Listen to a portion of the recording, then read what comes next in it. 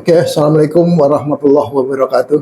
Waalaikumsalam warahmatullahi. Jumpa kembali dengan saya Miftah Haisopati. Pilkada dan pemilu bukan hanya untuk anak presiden. Jadi manakala Mahkamah Agung dan sebelumnya Mahkamah Konstitusi menyesuaikan undang-undang berdasarkan kepentingan anak-anak Presiden Joko Widodo, itu juga membuka ruang bagi semua rakyat Indonesia. Anda yang berusia 29 tahun lebih dan manakala nanti sudah dilantik menjadi Gubernur DKI Jakarta mencapai 30 tahun, maka Anda bisa mencalonkan diri sebagai gubernur. Anda anak tukang becak, anaknya sampai presiden, boleh. Itu keputusan Mahkamah Agung. Hanya saja banyak kalangan meributkan itu. Padahal logika sederhana seperti yang dikatakan oleh Gibran berkali-kali. Nah, kalau nggak suka ya nggak usah pilih. Kalau saya terlalu muda, pelongo-pelongo, ya ngapain? Jangan milih saya. Itu cara berpikir yang sederhana. Bisa juga ini dipindahkan ke Kaisang. Nah, saya kalau masih dianggap muda ini, ya jangan milih saya. Kalau nggak suka saya jadi gubernur DKI dan lain sebagainya. Begitu juga anak cucu saya juga bisa berkata yang demikian. Nah, untuk kepentingan itu membicarakan persoalan bagaimana lembaga-lembaga hukum tertinggi negara itu mengikuti ya keinginan-keinginan putra dari Presiden Jokowi, ini menarik dan saya menghadirkan Bapak Djoko Sumpeno. Beliau adalah pemerhati masalah-masalah sejarah dan juga praktisi politik, begitu juga dengan Ustadz Fadli. Beliau adalah juga seorang ustadz. Fadli Asir ini rakyat jelata katanya. Beliau adalah seorang ustadz, seorang akademisi, dosen, dan beliau juga seorang dalam tanda kutip politisi atau paling nggak staf ahli para politisi. Begitu juga dengan ada juga Juanda Bakar. Beliau adalah aktivis HMI waktu masih mahasiswa dan sekarang adalah Waktu masih muda.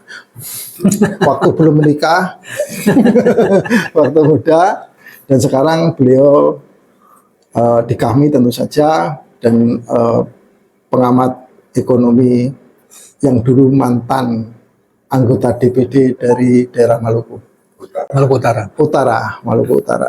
Oke. Sebelum semuanya bicara tentang hal-hal yang sifatnya aktual, saya pengen Pak Djoko Sumpeno menyampaikan gambaran apa begitu naifnya negeri ini di zaman Soekarno, Soeharto, Habibie dan presiden lain-lainnya. Ada nggak yang seperti itu? Sejauh pengamatan kami sejak Republik ini berdiri, Republik Indonesia, mungkin bisa dikoreksi ya, saudara, bahwa itu tidak ada, belum pernah ada. Kalau dibandingkan dengan sekarang, suami sudah habis periodenya 2 kali karena nggak bisa diganti istrinya. Jadi di Klaten ya, banyak beberapa tempat, bukan banyak, ada beberapa tempat. Kemudian juga anaknya. Nah itu mungkin dulu juga tidak ada pemilihan sebabnya. Dulu kan yang namanya bupati, gubernur itu ditunjuk, apalagi gubernur Jakarta. Ya. Kalau nggak salah soal PKPU peraturan itu kan berkaitan dengan pilkada di Jakarta. Meskipun waktu itu juga mulai Orde Baru itu dilakukan pemilihan, tetapi yang memilih bukan secara langsung oleh rakyat, one man one vote, tetapi oleh Dewan Perwakilan Rakyat Daerah. Berkat reformasi itulah kemudian berkembang pemilihan yang oleh banyak orang dibilang amat sangat liberal. Tetapi kalau dari sejarah kerajaan-kerajaan, terutama Kerajaan Mataram, itu memang batasan usia tidak ada. Tetapi di situ pernah terjadi ketika di Yogyakarta itu Pakubuwono II ketiga itu terjadi krisis yang waktu itu yang dipilih berumur 5 tahun. Tetapi didampingi oleh, Dan itu banyak kerajaan-kerajaan termasuk di zaman era Ottoman juga kan masih kecil. wali nagari ya, bukan wali nagari, wali kesultanan. Disitulah yang kemudian ada Ibu Suri dan salah satunya lagi adalah Pangeran Diponegoro itu, karena Diponegoro kan sebenarnya anak dari Sultan dari bukan dari Permaisuri, tetapi jelas bahwa beliau adalah anak Sultan Pangeran Diponegoro. Cuman dia tidak menjadi ini, dia dipasang untuk menjadi wali dari sang Sultan yang amat sangat yang masih bocah, dan itu akhirnya berujung juga pada pergulakan perang Jawa, dan itulah perang terakhir yang harus dihadapi Belanda ketika VOC sudah runtuh. 200 tahun VOC itu berkuasa, dan mulailah dia menata administrasi, dan perjanjian Giyanti itulah kalau kita sebut bahwa itulah turun tangannya yang sangat ekstensif dari pemerintah kolonial. Meskipun sebelumnya ketika Sultan Jogja itu pertama diangkat, Pakubuwono kedua, Pakubuwono itu Surakarta, Yogyakarta belum berdiri. Tetapi ketika berdiri, itu Pangeran Mangkubumi itu kan saudaranya dari Pakubuwono pertama di Surakarta. Dan karena Pangeran Mangkubumi ini sama Mangkunegara itu berontak, makanya jadilah perjanjian Giyanti 1755 dan diikuti perjanjian Salatiga 1757 itu. Itu dalam sistem kerajaan. Jadi spirit dinasti. Ya, jadi memang sebenarnya apa yang salah bahwa kalau seorang anaknya pengen, ya, tetapi semua itu kan ada koridor peraturan perundang-undangan dan kepantasan.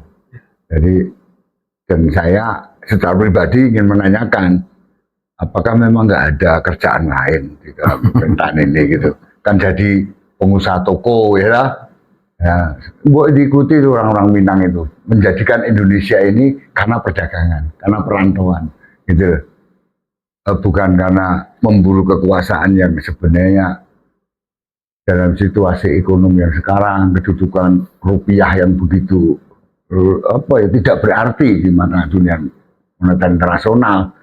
Sebenarnya apa yang kita cari, apa yang dicari. Jadi kalau saya ditanya sekali lagi bahwa sejak Republik ini berdiri sampai hari ini,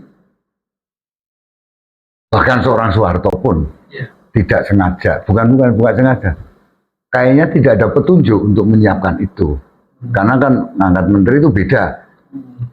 Dan ternyata apalagi Bung Karno, Bung Karno itu pesen, jangan sekali-kali anakku ini menjadi politisi, ya, karena politik itu amat sangat berat, karena memikirkan banyak orang, bukan mengambil manfaat dari orang. Dan kata Pak Kasman, politisi bagian dari sebuah kepemimpinan itu, memimpin itu menderita. Ada apa? Bahasa Belandanya Lidenetsnitsen. Jadi itu yang kita khawatirkan, bahwa menjadi penguasa itu dalam mengenai ingin mukti wibowo dari dalam konsep Jawa. Padahal dia dituntut mukti wibowo itu dituntut dia harus mampu menjadi satunya kata dan perbuatan. Ajining diri, sekolati, kemudian berbudi bawa laksono. Nah, itu nggak mudah karena dia meniadakan dirinya sendiri. Sebenarnya seorang pemimpin itu meniadakan diri sendiri. Seperti Ki Ahmad Dahlan itu sampai menjual semuanya demi misinya yang hampir saja putus di tengah jalan kan. Barang-barangnya dijual segala macam. Ada atau pemimpin itu? Yang ada adalah jadi caleg menjadi gila karena sudah terlanjur menjual sawah dan mobilnya, repot kan. Saya kira itu perintah saya. Oke, Ustadz Fadri, banyak pihak khawatir ya kelakuan Jokowi dalam pemimpin ini menular ke Prabowo nantinya. Apalagi kemarin itu ternyata yang mancing-mancing Kaisang itu ternyata adalah keponakan Prabowo. Ada hal yang dicemaskan orang adalah gaya kepemimpinan Prabowo di Gerindra yang juga menerapkan politik kekeluargaan atau politik dinasti itu juga akan dibawa pula ke istana. Jadi nantinya klan daripada Sumitro Jayadikusuma akan banyak ditarik ke pusat kekuasaan. Menurut feeling Anda, feeling ini bisa ini apa semacam virus atau gimana, akan keluar atau enggak ini? Pertama saya bukan dokter ya Pak ya. Kan harus dianalisa gitu ya. Iya. Tapi begini ya, tapi ada ini sangat dilematis gitu. Ya. Di satu sisi itu kan harusnya aturan itu mengendalikan permainan. Bukan permainan mengendalikan aturan gitu. Orang main bola gitu ya. Kalau yang mengendalikannya pemain, harusnya gol bisa jadi nggak gol. Ya, karena aturannya dibikin sama pemain gitu. Nah, kalau aturan yang diikuti, kalau dia gol ya harus gol gitu. Nah, saya pikir ini juga jangan sampai seperti itu gitu. Regulasi bagaimana kita gitu. Ya, hukum itu bagaimana ya penguasa gitu. Ya hukum tetap hukum, berdiri pada porsi yang di tengah ya, yang adil ya, yang merata ya. Kemudian bisa menaungi semuanya. Siapapun tunduk di bawah hukum itu. Gitu. Baik itu pemimpin maupun yang dipimpin ya. Semuanya harus tunduk. Nah, itu dilema pertama. Ya, hari ini kita melihat tadi ada politik dinasti segala macam yang akhirnya merubah regulasi, merubah tatanan, merubah hukumnya. Nah, memang ada sisi tidak menarik seperti ini. Mungkin nanti ke depan bukan hanya soal itu. Soal yang lain-lain bisa jadi berubah sesuai dengan keinginan penguasa. Ya, misalnya bukan soal anak aja nanti. Tapi yang lain-lainnya juga bisa akan berubah. Tapi dalam kasus ini saya melihatnya juga dari sisi yang lainnya. Ini kesalahannya juga pada ini sih, pada pepatah Indonesia itu, kasih ibu dan kasih ayah itu sepanjang masa. Gitu. Kasih ibu sepanjang masa. Ya itu nggak ada Terutama ibu, terutama ibu gitu. Ya dia pengen lihat anaknya jadi berhasil juga. Nggak ada orang tua yang pengen lihat anaknya jadi belangsak, itu nggak ada. Dia bapaknya S1, anaknya harus S2. Anaknya S2, bapaknya S2, anaknya harus S3. Nah, saya pikir ini kewajaran kalau misalnya ada orang tua membela anak, itu benar. Nah, gimana caranya? Sudah fitrah ya. Fitrahnya. Dinasti boleh, asal kualifikasi cukup. Nah, nggak apa-apa, saya pikir. Nah, kemudian ya kita sebagai orang muda juga merasa terbatasi, misalnya begitu dengan umur. Iya, Pak Joko, kita ya, saya maksud saya. Pak Joko, kalau saya generasi milenial, Pak Joko generasi kolonial. Jadi ini apa namanya? Terbatasi. Kalau kita lihat sejarah ya, tokoh-tokoh inspiratif itu lahir dari orang-orang muda. Nah, ya kalau negara inilah misalnya Soekarno itu dari muda dia berjuangnya dan sangat menjadi tokoh waktu mudanya. Hatta juga begitu. Sudirman jadi panglima itu usianya belum sampai 40 tahun udah meninggal kan sebelum 40 tahun ya. Umur 29 tahun jadi panglima. 29 tahun menjadi panglima. Meninggal 34. Umur 34 tahun meninggal. Itu usia muda. Kemudian ada lagi Syahrir, ada lagi Muhammad Yamin. Muhammad Yamin itu Sumpah Pemuda umur berapa itu? Bikin teks Sumpah Pemuda, mengundang pemuda seluruh Indonesia. Belum lagi siapa tadi, Natsir segala macam. Ini baru periode sejarah di atas kita. Sebelum-sebelumnya lagi ada Tariq bin Ziyad, anak muda. Al-Fatih, ya, anak muda. Karena anak muda ini, menurut saya ini duluan congornya pada otaknya. Ya, kalau anak muda tuh enak. Ya. Iya, dia acting dulu, Pak. Dia acting dulu kan. Kalau salah namanya anak muda ya minta maaf, maaf ya. Namanya masih muda, masih banyak salah. Itu luar biasa. Tapi kalau anak muda bener, bertindak bener gitu. Orang bilang gila, itu luar biasa itu anak muda. Masih muda udah kayak begitu. Beda kalau sama orang tua. Kalau orang tua duluan congor pada otaknya. Dia bilang gini, begitu orang tua bertindak salah, orang bilang gini, itu udah tua masih kayak gitu aja. Atau misalnya dia bertindak terus bener, orang-orang bilang ya namanya juga udah tua, udah banyak makan asam garam, udah biasa aja, nggak ada istimewanya. Nah saya pikir perlu juga dibicarakan masalah peluang-peluang anak muda yang punya kualifikasi, yang menilai kan masyarakat dan semuanya ya, diberi kesempatan untuk menjadi sesuatu di negara ini. Nggak nunggu tua dulu. Ya. Kalau misalnya kayak Sudirman nunggu 40 tahun, ya udah nggak ada dia umur sampai 3 sebulan tahun. Gitu. 34 ya? 34 tahun udah nggak ada. Nah saya pikir ini ternyata orang-orang yang inspiratif, punya motivasi tinggi, kemudian yang giat itu kan biasanya tercermin kepada orang-orang muda. Masalahnya itu maksudnya saya pikir harus dibuka peluang-peluang itu, tapi dengan cara yang Banyak orang yang mereferensikan Rasulullah diangkat sebagai nabi itu usia 40 tahun. Jadi orang dianggap matang itu 40 tahun. Tapi saya tuh percaya juga tuh umurnya 40 tahun. Ya, karena kan waktu itu penonton umurnya nggak ada. Siapa emang ulang tahun Rasulullah dirayain waktu itu juga. Orang penanggalannya aja hijriah itu pas Rasulullah hijrah gitu. Dan tidak pernah ulang tahun lagi ya? Nggak pernah ulang tahun. Dan saya rasa itu juga ya itu menunjukkan bahwa kematangan orang itu kan usia-usia sebegitu. Tapi sebenarnya Rasulullah mungkin lebih muda. Nikah aja ya siapa yang bilang Khadijah itu 45 tahun. 40 tahun ya. Kemudian masih punya anak berapa setelah usia 40 tahun gitu.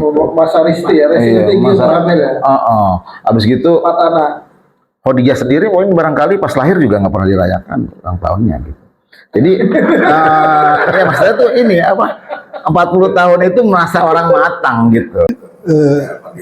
Jadi itu tidak bisa dijadikan referensi gitu Ustaz maksudnya. Ya referensinya nggak 100% lah gitu ya, gitu untuk usia itu. Tapi saya pikir, tapi yang tadi yang saya sampaikan itu bahwa peluang-peluang untuk anak muda ya memimpin negara segala macam itu harus dipertimbangkan lagi.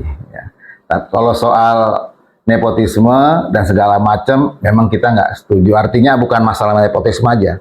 Jangan sampai penguasa itu mengatur undang-undang semau dia gitu. Tergantung kepentingannya. Tapi kalau soal yang lainnya, soal peluang dan kesempatan anak muda itu harus dibuka selebar-lebarnya. Karena saya lihat mungkin di negara-negara lain juga banyak pemimpin-pemimpin muda yang sangat luar biasa. Jadi, ya. Ustaz memandang apa yang dilakukan oleh MA itu adalah sesuatu hal yang tidak perlu dipersoalkan. Waktunya yang salah kali ya. Ya, waktunya. Jadi memang waktunya, momentumnya yang ya karena ini lagi dimanfaatkan untuk begini ya. Harusnya kalau memang visioner ini harusnya dirubah sebelum-sebelumnya ya Pak ya. Kalau presiden namanya. Jadi maksudnya undang-undang itu salah dari awalnya ya. Perubahannya orang-orang perubahannya. Iya begitu sudut pandang. Ya diralat nyatanya sekarang. Berarti dulu nggak visioner kan yang bikin? Iya. Nggak visioner tuh yang mau merubahnya sekarang. Ya. Kenapa nggak dihitung umurnya gitu? Harusnya dihitung dulu. Wah, sekarang waktu itu anak saya nih kalau misalnya saya turun, usianya masih segini belum cukup. Lihat undang-undangnya. Merubahnya jangan sekarang, merubahnya jangan kemarin-kemarin gitu, udah jauh-jauh hari sebelumnya. Mungkin itu lebih visioner gitu ya. Dibanding dia ngerubah sekarang kan momentumnya sangat subjektif gitu ya. Kentara gitu. Oke, Bang Juanda, bagaimana Anda melihat polemik soal keputusan MA itu? Iya, jadi saya itu sebelum ke ini, waktu putusan MK nomor 90 tentang masa usia juga kan sama ini. Ya. Soal Gibran itu. Sebetulnya saya sempat waktu itu juga berpikir kenapa DPR dan pemerintah waktu itu tidak misalnya minimal 30 tahun atau 25 tahun gitu loh. Toh hasil apa setiap warga negara itu kan punya hak pilih dan dipilih. Itu kan undang dasar bilang begitu. Mestinya ketika DPR memutuskan undang memutuskan bahwa 17 tahun punya hak pilih, mestinya juga harus ada juga hak memilih, hak pilihnya mesti juga diberikan. Pada saat itu di semua tingkatannya terlepas dari kualifikasi masing-masing. Nah, tapi memang dalam proses pembuatan undang-undang kan kita semua tahu bahwa itu bukan suatu hal yang pikiran DPR atau pemerintah saja, tapi para ahli juga dilibatkan soal pertimbangan penentuan usia ini ya, pertimbangan psikologi, dan macam kematangan kualifikasi dan lain sebagainya pasti dihitung. Oleh karena itu kemudian memutuskan 40 tahun tingkat negara, 30 tahun tingkat lokal misalnya gubernur, dan tingkat 25 tahun minimal. Itu kan minimal. Itu tingkat kabupaten itu dianggap sudah bisa gitu loh. Artinya sudah 25 tahun itu sudah sarjana dan lain sebagainya gitu. Jadi ada ini. Seharusnya idealnya kan tidak boleh belajar dalam proses pemerintah ya, memimpin formal begitu tidak boleh by learning, tidak boleh. Sudah matang kira-kira sebagian itu sudah kualifikasinya sudah bagus lah, bisa memimpin birokrasi atau memimpin pemerintahan gitu loh. Jadi mereka merumuskan, walaupun kita punya pandangan tadi seperti tadi bahwa ketika pembuatan undang-undang mestinya kan jangan terlalu tinggi gitu loh untuk mengakomodir apa yang dibilang oleh Ustaz tadi. Tetapi dalam proses pembuatan undang-undang itu kan terlibat bukan hanya anggota DPR dan pemerintah, banyak ahli terlibat dalam situ dan pembuatannya. Jadi mereka ahli itu yang tadi ahli psikologi tentang kepemimpinan dan sebagainya terlibat memberi masukan, ahli tata negara, hukum. Jadi sebetulnya ini ya mungkin juga ke depan karena ada tuntutan generasi muda bahwa generasi itu mesti lebih ini. Tapi soal kepemimpinan itu kan bukan soal Anda muda atau tidak muda, soal kematangan, kecerdasan dan sebagainya kan itu yang di pengalaman apalagi pemerintah memimpin organisasi negara gitu. Nah, masalah yang jadi ribut sekarang termasuk para ahli-ahli tata negara ya, kalau kita lihat 2 hari ini kita di media sosial, di media televisi dan lain sebagainya, itu adalah pertama momentum, itu betul. Jadi seakan-akan ini semuanya semua akhirnya kan Pak Jokowi yang diserangkan bahwa ini akal-akalannya Pak Jokowi lah apa semua, karena momentumnya itu mestinya kan ini undang-undang kalau mau uji undang-undang ini undang-undang nomor 10 tahun 2016 tentang pilkada ini. Kemudian PKPU nomor 9 tahun 2020.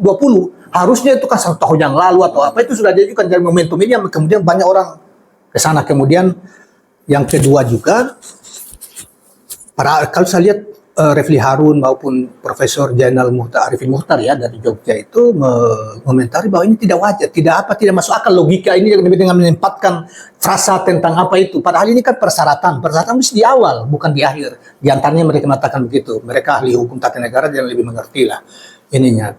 Dan termasuk ahli hukum tata negara yang dari Andalas itu. Yang siapa namanya itu? Bukan Saldi. Kalau Saldi kan yang Mahkamah Konstitusi. Ini yang baru lagi ini yang sering tampil itu. Jadi semua hampir kalau kita amati di media itu, semua ahli tata negara menyatakan ini salah. Bahkan ini by order. Nah, selain momentum tadi, jadi seakan-akan ini Kaisang yang mau apalagi ada 1 hari sebelum itu, Dasko 2 foto ini, Dasko up di Instagramnya katanya. 2 nama ini, walaupun kemudian 1 hari setelah ribut Pak anaknya Sudrajat itu membantah bahwa Pak Prabowo panggil suruh konsultasi DPR tidak untuk ke DKI gitu loh. Nah, sehingga ada juga yang semangat bahwa ternyata Prabowo lebih ini soal dinasti daripada misalnya Jokowi gitu ininya. Jadi anaknya Pak Jiwandono itu yang tadi Dasko pasangkan ini loh yang akan ditampilkan dan itu Sekjen Gerindra sudah ngomong juga kan bahwa dipersiapkan ke situ. Tetapi kan setelah itu rame-rame ini dia membantah bahwa Prabowo tugaskan dia untuk DPR, konsultasi DPR, tidak di Pilkada DKI. Bahkan dia mengatakan di Pilkada DKI itu Gerindra dan koalisinya sudah menyiapkan orang lain calon gubernur DKI. Bukan Pak Sudrajat punya anak gitu loh. Tetapi kembali ke soal tadi, itu kan kalau saya perhatikan paling tidak Refli Harun, kemudian ahli tata negara dari Andalas itu, kemudian ada Jainal Arifin Muhtar dari itu, semuanya mempersoalkan soal putusan ini. Putusan ini mungkin, tapi kalau kita melihat dari seperti tadi, momentumnya momentumnya dan apa namanya tidak tepat sehingga semua orang mengarah ke bahwa ini dinasti Pak Jokowi. Termasuk yang MK punya putusan lalu itu sebetulnya momentum juga. Seharusnya itu jangan menjelang gitu. Wah, 1-2 tahun yang lalu lah kalau memang walaupun ada rekayasa, ada persiapan ke situ, tapi mestinya kan lebih itu. Itu yang membuat ribut. Kalau saya pendapat pribadi nih. Oke. Sebelum ini bisa nggak saya ada? Iya, ini pertanyaan Bapak. Ini Bapak boleh komentar nanti, tapi yang pasti apa namanya? Tadi saya mau ngomong apa? Oke, Pak. Menurut Bapak ya, kayaknya Ustadz Fadli sama Bang Juanda ini punya optimisme ya, dengan keputusan MA itu bukan sesuatu yang krusial lah, cuma momentum ya. Cuma dan itu seperti yang saya bilang tadi ya, juga pernah dikatakan oleh Gibran.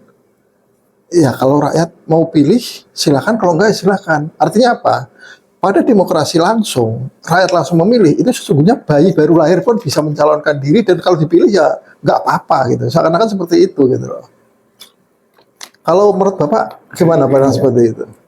Oke, momentum memang itu soal langgam politik yang sedang berlaku. Tetapi politik ini kan ada prinsip-prinsip yang tidak boleh menyalahi hukum dan hukum itu kan ada yang tertulis, ada yang tidak tertulis. Anda tidak akan bisa menemukan bahwa peraturan begini, bahwa usia anak sekolah itu kenapa SD 7 tahun atau sekitar itu pasti ada pertimbangan psikologisnya, perkembangan psikologi, perkembangan anak segala macam. Tapi tidak ada bahwa dibatasi kalau sudah umur 40 atau 60 tahun dilarang, nggak ada. Dalam jabatan selalu yang dimulai itu adalah syarat pertama, syarat masuk, syarat mau pendaftaran, syarat awal. Sebentar Pak, ini masalah demokrasi. Ini masalah demokrasi langsung, bukan masalah jabatan. Enggak, itu kan ini kan arahnya adalah jabatan politik kan. Saya ingin merunut dulu dari situ. Bahwa hukum itu bukan teknik yang tidak dirumuskan serta-merta secara sendiri. Dia akan memperhatikan, Ada studinya. ya ini masukan dari segala hal, segala lintas. Dan ketika dia bekerja hukum itu ada 3 pandangan, bahwa hukum itu determinan atas politik, atau politik determinan atas hukum. Di negara yang berkembang, yang belum maju, katakanlah, itu hukum itu selalu dikendalikan oleh politik. Karena memang undang-undang itu yang melahirkan lembaga politik, DPR, katakanlah gitu loh. Jadi ya terima saja. Dan kemudian di situ ada mekanisme bahwa produk politik yang berupa undang-undang itu menjadi suatu hukum itu bisa di judicial review, bisa digugat oleh lembaga-lembaga hukum. Untuk peraturan di bawah undang-undang adalah MA. Oke, kita memasuki itu. Jadi saya setuju bahwa momentumnya nggak tepat sehingga menimbulkan gugrak, menimbulkan gejolak. Dan kelihatan sekali di situ katakanlah tadi dari awal itu, saya pikir memang sudah benar ya bahwa seorang jabatan-jabatan politik itu tidak bisa diberikan pada umur belasan tahun. Dan saya pikir kita perlu nanti DPR juga harus bahwa syarat memilih itu jangan 17, mestinya 21 tahun atau apa. Karena mereka juga nggak ngerti mengenai Pak Ustadz Fadli bilang bahwa soal memberikan peluang pada pemuda, pada kalangan muda, bukan karena saya sebagai generasi kolonial yang tua gitu. Meskipun kami lebih leluasa, tidak ada pembatasan. Ketika ada pemilihan RT itu ada panitia di RT ini contoh kecil. Selain ditetapkan oleh peraturan gubernur itu minimal umur 21 tahun, itu nggak ada umur sekian nggak boleh, umur 60 setua-tuanya paling tua nggak ada. Ketika ada RT bahwa paling tua 60 tahun, kamu udah melanggar. Banyak sekarang orang produktif, gitu, masih bisa kemana-mana itu umurnya 60 tahun. Jepang itu 80 tahun bisa masih kemana-mana. Artinya secara itu menjadi semacam konvensi bahwa pembatasan tertua itu tidak ada. Tetapi kalau pembatasan muda ada. Karena muda ini kan ada suatu periodisasi bahwa ada bilang hidup itu dimulai 40 tahun.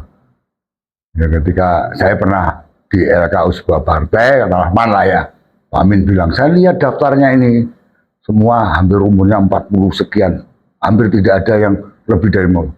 Dominan 80% memang hidup itu dimulai dari umur 40 tahun. Gitu.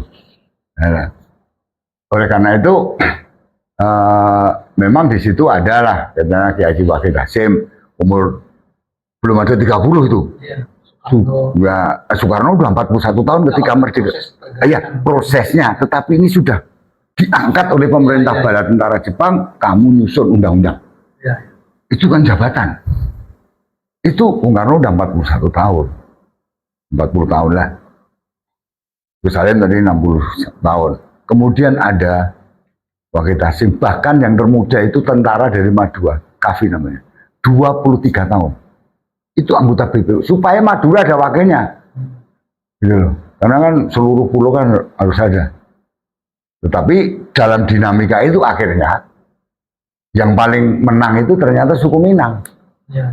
Karena dari 9 founding father itu 3-3-nya 30%. Orang Minang itu nggak ada 3 juta.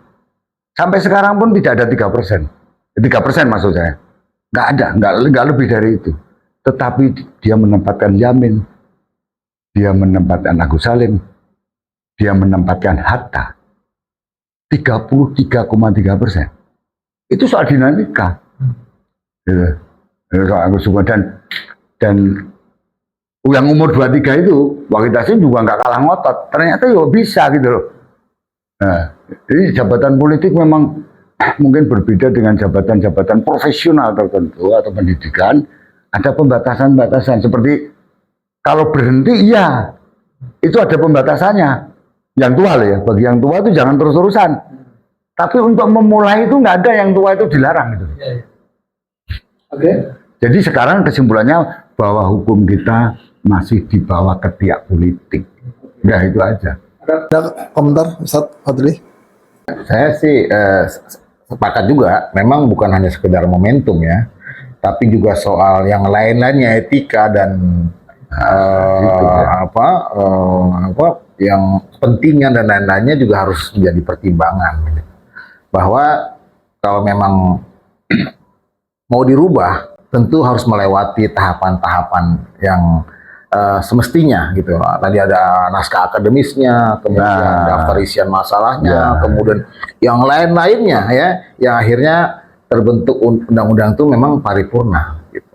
Kalau tiba-tiba berubah, nanti yang lainnya juga akan begitu, akan mengacaukan semuanya gitu ya. Berubah ini, berubah itu, berubah ini gitu. Memang ini akhirnya akan tidak menarik buat hukum di Indonesia ini. Hukum Indonesia ini tergantung kepada kepentingan penguasa, kepada selera penguasa, ya, pada taste-nya penguasa, sehingga ya semuanya dapat berubah setiap saat gitu. Nah ini jadi tidak menarik. Tapi satu sisi lagi memberi peluang kepada yang muda itu menjadi sebuah keniscayaan. Kalau istri muda gimana Pak? itu memberi peluang tergantung istri peluang. Itu tapi kan juga izinnya bukan istri toh, harusnya pengadilan agama. Iya. Tapi mana ada sekarang orang pada minta izin ke pengadilan agama. Iya. Kalau perlu cap jempol istrinya aja itu palsu. Tapi Pak, istri muda itu lama-lama tua juga. Sepandai-pandai menyimpan istri muda akhirnya tua juga ya. Oke, Bang Juanda. Iya, saya tambahkan sedikit sekadar selingan aja Bang ya, bukan membantah Bang atau apa. Sama sih ingat betul yang muda itu oke, tetapi bagi saya tetap ada prasyarat-prasyarat yang seperti saya bilang tadi, bahwa harus dilihat kualifikasi apa kualitasnya, mungkin juga pengalaman pernah apa gitu ininya. Itu kita tidak batasi. Saya cuma tambahkan soal Saya tahu pada tahun 2005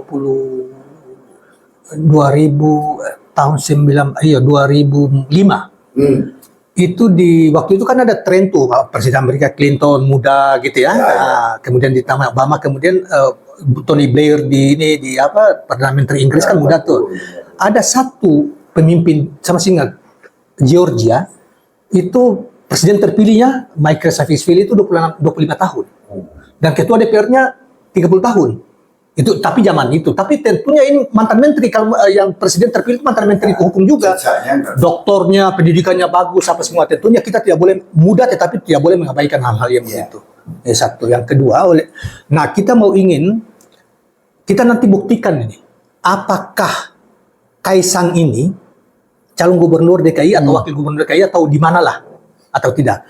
Kalau itu ternyata di kemudian hari calon, maka sudah opini hari ini yang banyak opini mengarah bahwa itu semacam by order dari kekuasaan itu terlihat. Dan di sini sekali lagi kita ingin mengatakan bahwa Pak Jokowi sudah terlalu sampai gitu loh dalam merawat mencoba untuk menciptakan dinasti, padahal soal politik dinasti kan kita dulu kan kita lawan habis-habisan waktu era reformasi kan, karena kita anggap Pak Harto melakukan dinasti politik, padahal dari dinasti politik Pak Harto kan pernah lakukan kan, tidak pernah di dalam ininya, justru anak-anaknya di bisnis lah, tetapi untuk di politik kan nyaris, dan terakhir baru Batutut aja itu kan menteri seperti yang di ininya, jadi tidak pernah, termasuk Bung Karno.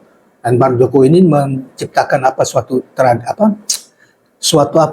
presiden yang buruk lah. Jadi dia menginginkan sesuatu untuk anaknya, aturannya dirubah, di ini, dan itu sangat bagus dalam konteks bernegara. Terima kasih, itu saja. Bang Juanda, Ustadz Fadli dan Bapak Joko Sumbono.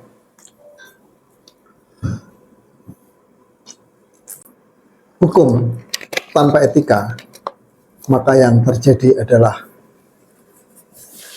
sesuai dengan selera penguasa. Banyak tokoh-tokoh muda terdahulu yang memimpin negeri ini, tetapi mereka sangat mengedepankan etika. Demikian, Assalamualaikum warahmatullahi wabarakatuh. Waalaikumsalam.